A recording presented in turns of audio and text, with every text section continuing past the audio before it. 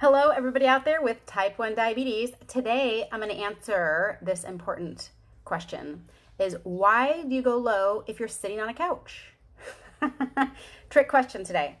All right, so maybe you're just finding me. My name is Dr. Jody Stanislaw. I've had type 1 for 40 years, or maybe you've been following me since I started these daily Facebook Lives since this lockdown world started back in the end of March. So I've been doing these, let's see, April, May, June, 3 months. So I'm around Facebook Live number 70 now, maybe 75. I am here to passionately share my wisdom to all of you with type 1 diabetes on how we can live a happy and healthy life. I help patients who are struggling with blood sugar levels get off the blood sugar roller coaster, figure out how to have a more steady blood sugar so you can live a confident, healthy life. All right, so like I said, I've had diabetes for 40 years as of June 15th. So I'm moving right along. Let's see, where's my Dex today? Oh, shoot. My Dex receiver died last night, and so now I have my Dex on my phone, and I'm talking to you on my phone, so I can't show you my numbers today. But I'm doing pretty good. I'm 107 right now, nice and flat, and that's what I can help you do, is I help patients understand how to get better blood sugar levels, because we all know that diabetes is not easy, right? And we all know that if you only count carbs, your blood sugar levels are not going to be flat, because figuring out how to dose your insulin properly is way more complicated than counting carbs, right? There's protein, there's fat, is your basal rate set right? These are all the things I teach in my online courses that you can find on my website. But today, I want to answer the question is, do you know you can go low when you're relaxing on the couch? Well, there's more to it than that.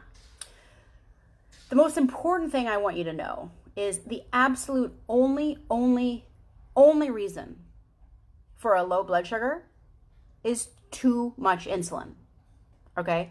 Without injected insulin, we cannot go low, okay? There's 5 hormones that bring our sugar levels up, like adrenaline, epinephrine, cortisol, glucagon, right? All these hormones that raise us, well, epinephrine and adrenaline are kind of the same thing, but the only hormone that can lower us is insulin. And if you were to stop taking all your insulin, which absolutely do not do, because you'll go into diabetic ketoacidosis, which is life-threatening. But if you didn't have any injected insulin in your body, it's impossible for us to go low. We cannot go low, okay? So I want you to get that. The only reason why we go low is too much insulin. So some people are afraid of exercise, and they think, oh, I'm going to go low. Well, when you figure out how to dose your insulin properly, you can exercise and not go low, which is a life-changing miracle that all my patients tell me. You know, we wish we had known it before, right? I finally figured it out when I was in college, and I was elated. So I made a course on that called Mastering Your Blood Sugar with Exercise, which is incredible. But what I want to point out today is something called delayed onset hypoglycemia. Okay, so this is where I'm leading to with my question today of, can you go low sitting on a couch? Well, you can go low sitting on a couch if you dose too much, for your last meal, or if your basal rate's too high.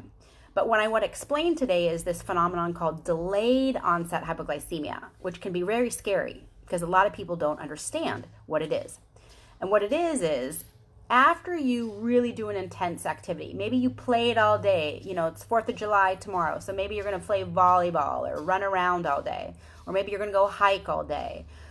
Anything that really increases your activity beyond 90 minutes. Even if you're gardening all day, something really intense over 90 minutes, over 2 hours, or maybe you're doing CrossFit for the first time and you're just like going all out, or you're lifting weights really intensely for 30 minutes. Any of these kind of intensive exercises, intense anaerobic in short duration, or just even mild cardio in long duration.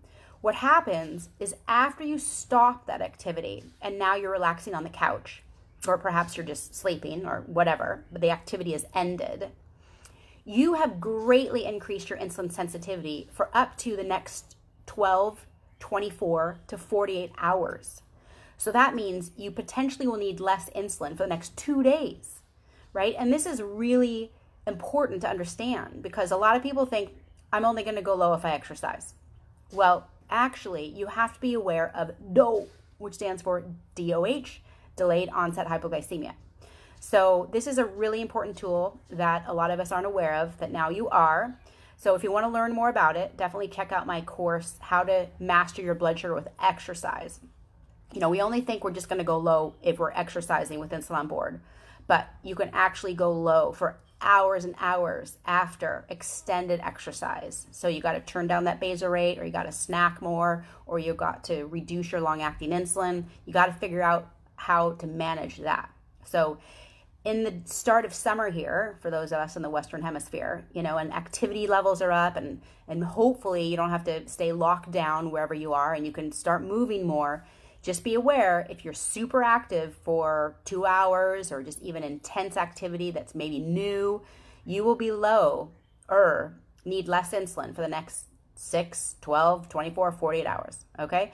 So I'm going to post the link to my Master Your Blood Sugar. Oh, that is my high glucose alert. I'm 122.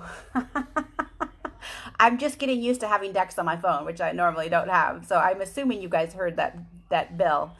So I'm going to take a little bit of insulin and go on a little walk, and I hope you enjoyed today's video. I am going to post the link to the Master Your Blood Sugar with Exercise course, because I want you guys to master this delayed onset hypoglycemia and how to avoid it.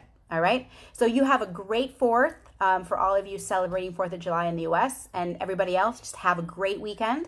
I'll be back on Facebook Live Monday, right around 3 o'clock Pacific, 6 o'clock Eastern.